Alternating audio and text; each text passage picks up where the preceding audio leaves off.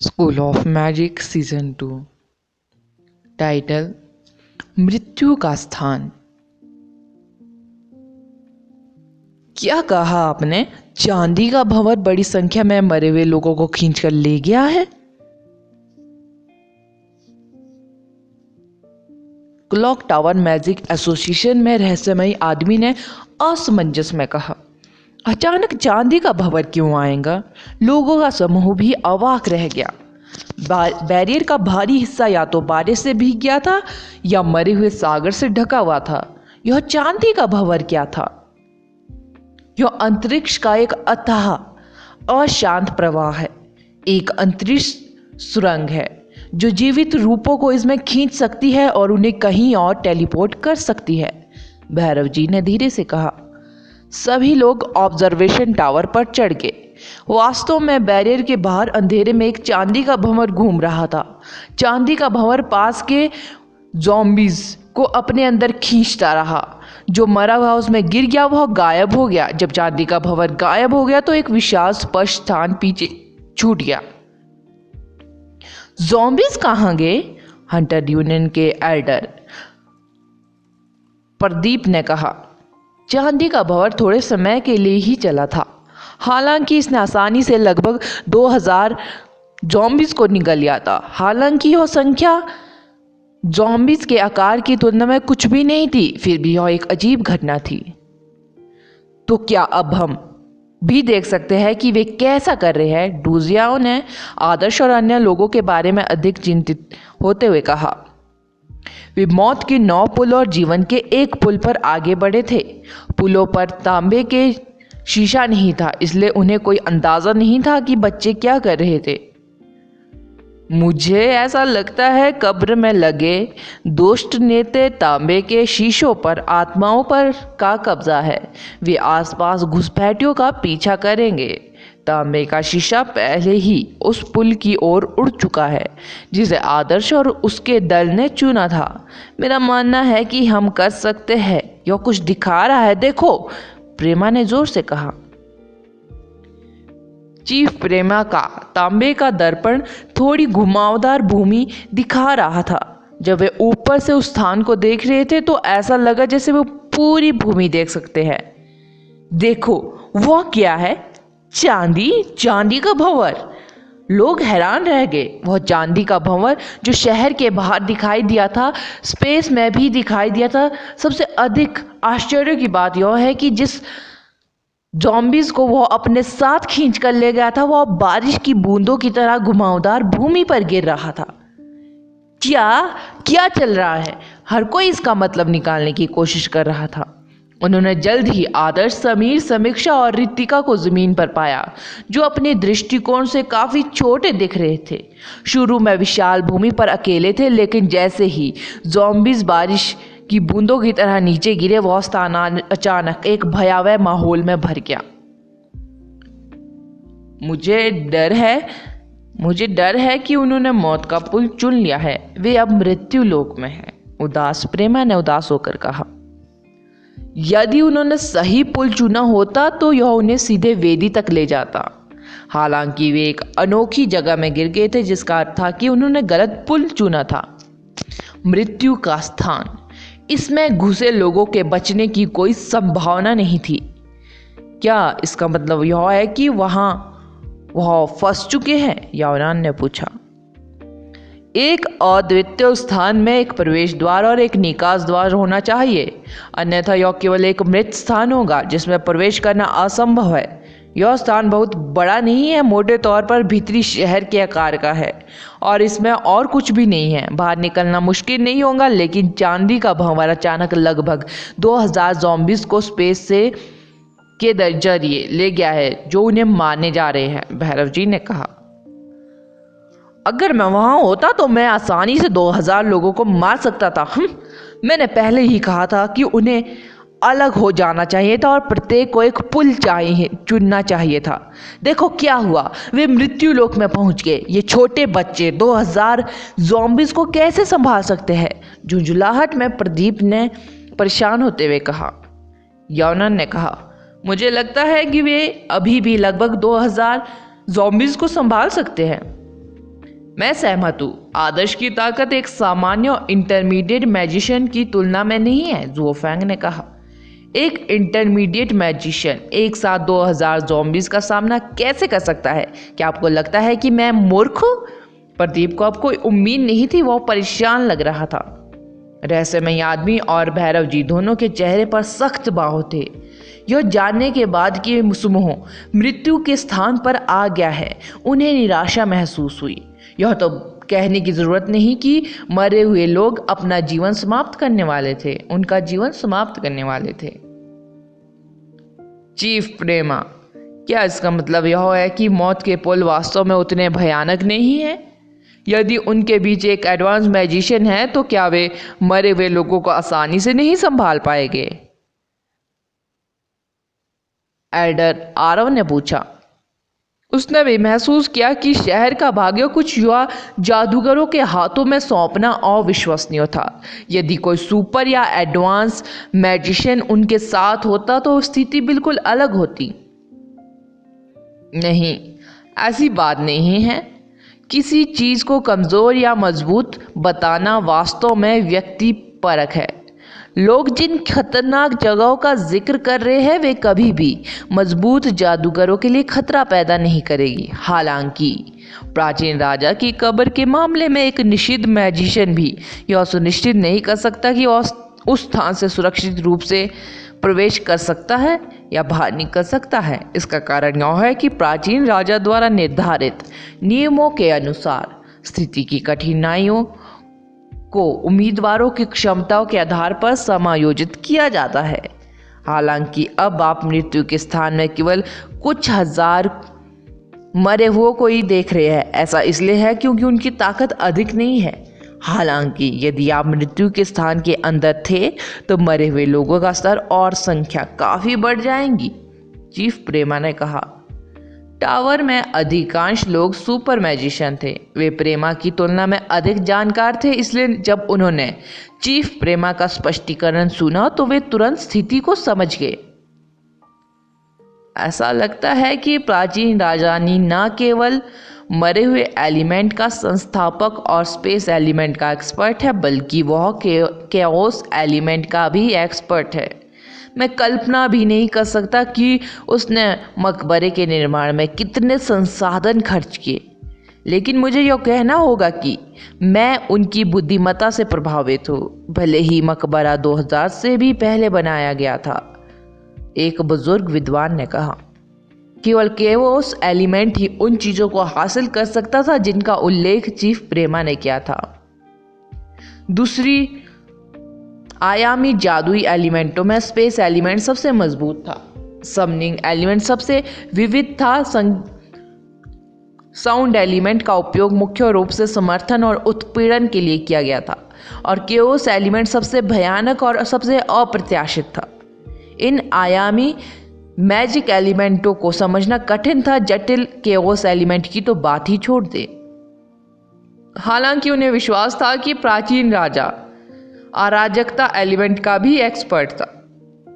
भैरव जी ने कहा, लगभग 2000 लोग मरे नहीं हैं। उम्मीद है कि वे इसे पार कर सकेंगे। मुझे लगता है कि ये ज़ॉम्बीज लोग केवल शुरुआत है। भले ही समूह की ताकत उत्कृष्ट नहीं है, फिर भी वे मृत्यु के स्थान पर है। उनके जीवित रहने की कोई संभावना नहीं है, चीफ प्रेमा ने कहा। प्रेमा की बातें सुनकर सभी लोग चुप हो गए। भैरव जी ने अवचेतन रूप से आपदा से घिरे भीतरी शहर पर नजर डाली। उसकी आंखें उम्मीदें खोती जा रही थी। School of magic season 2, title, हत्या से जीवन का मार्ग साफ हो जाता है। बारिश लगातार कुछ दिनों तक चली थी। क्लॉक टावर में लोग पहले से ही चुप थे। समूह को मृत्यु के स्थान पर पाए जाने के दुख से अभिभूत थे और अब एक और विनाशकारी खबर आई थी। आधी सेना मर चुकी है। 3 हंटर दलों में से केवल कुछ ही जीवित है। इंपीरियल मैजिशियन वहां माउंटेन ज़ॉम्बी द्वारा फंस चुके हैं, एक इंपीरियल मैजिशियन ने रिपोर्ट करते हुए कहा। बहुत से लोग मर चुके हैं, लेकिन हमने अभी भी मौत का पुल चुना है। खबर सुनते ही आरव ने अपना सिर हिला दिया।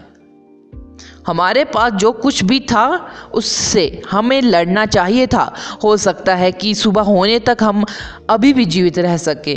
हम अभी भी नहीं जानते कि डार्क एबिस भीतरी शहर में स्थानांतरित होने जा रहा है या नहीं। शायद शैतान नगरी हमें बहकाने की कोशिश कर रहा है। अब जब हमने इतने सारे लोगों को खो दिया है तो हमारे पास आंतरिक शहर की रक्षा करने का मौका नहीं होगा, प्रदीप ने कहा।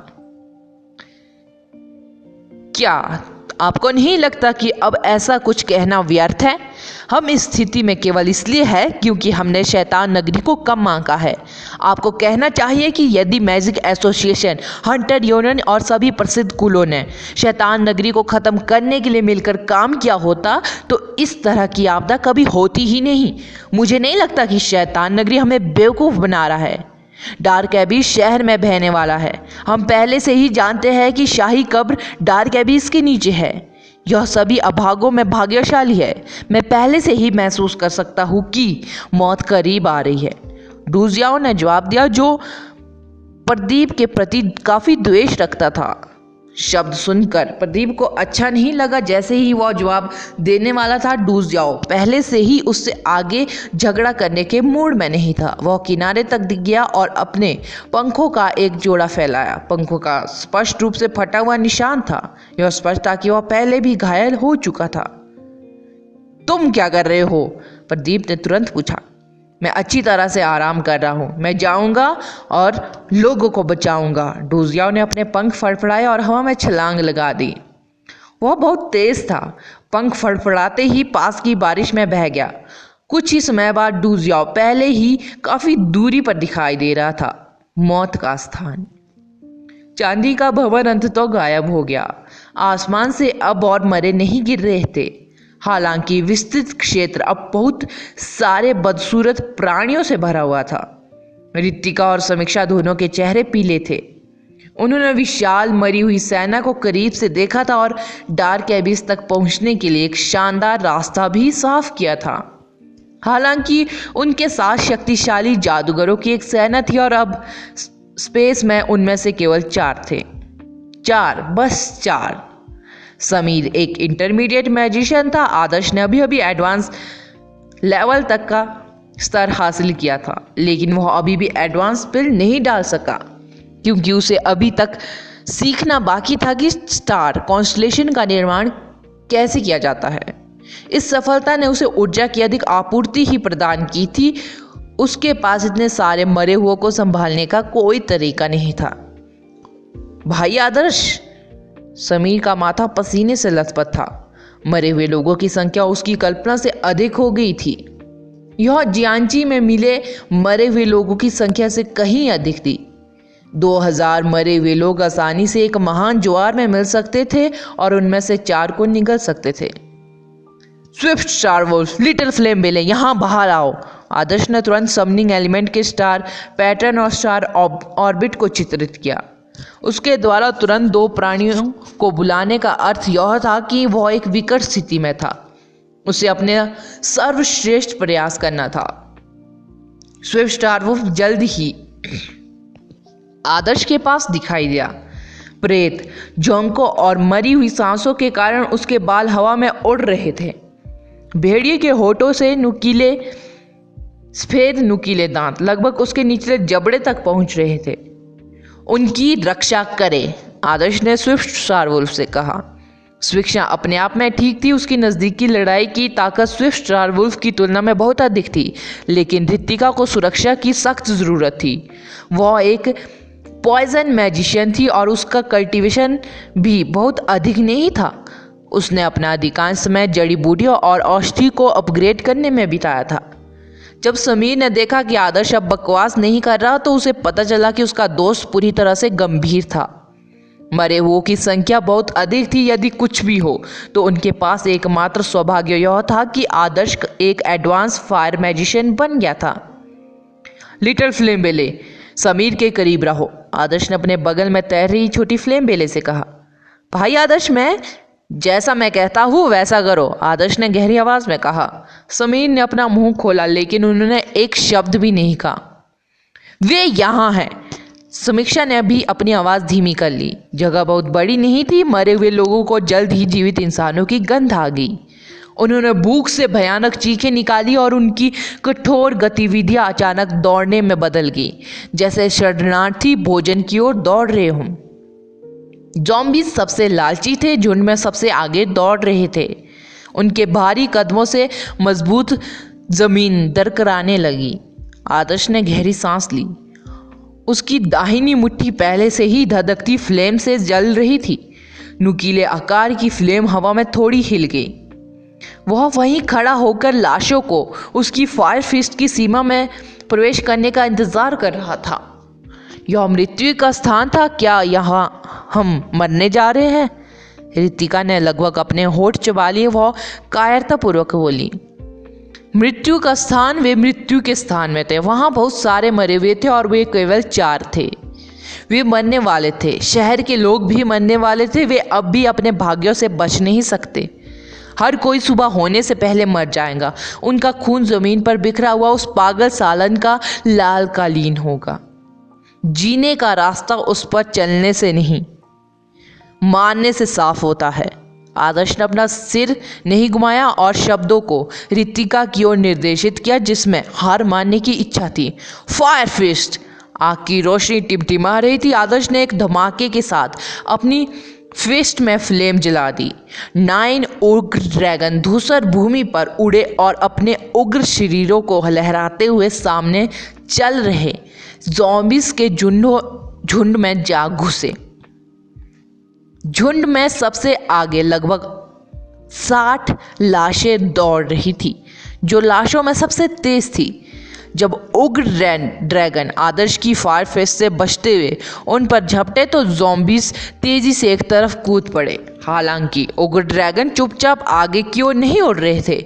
उनके शरीर से निकलने वाली आग की लपटें बेहद गर्म थी। एक बार जब वे अपने किसी के शरीर के संपर्क में आ जाती थी तो छोटी छोटी चिंगारियां ही ज़ॉम्बीज़ को जलाने के लिए पर्याप्त थी। फेरे फिस्ट 9 ड्रैगन्स की ताकत ज़बरदस्त थी। इसके व्यापक कवरेज का तो जिक्र ही नहीं किया गया। 60 फुर्तीले ज़ॉम्बीज़ आग की लपटों में पूरी तरह भस्म हो गए और उनके भागने का कोई मौका नहीं था। वे जलकर काली राख में बदल गए और हवा में उड़ गए। आदर्श आगे बढ़ा और अगला स्टार पैटर्न बनाया। जादूगरों की सेना ने मरे हुए सागर में डार्क एबिस तक जाने का रास्ता साफ कर दिया था। इस बार मृत्यु के इस स्थान में जीवन का रास्ता उन्हें साफ करने की बारी थी। अगला एपिसोड जानने के लिए बने रहे मेरे इस चैनल के साथ। Thank you.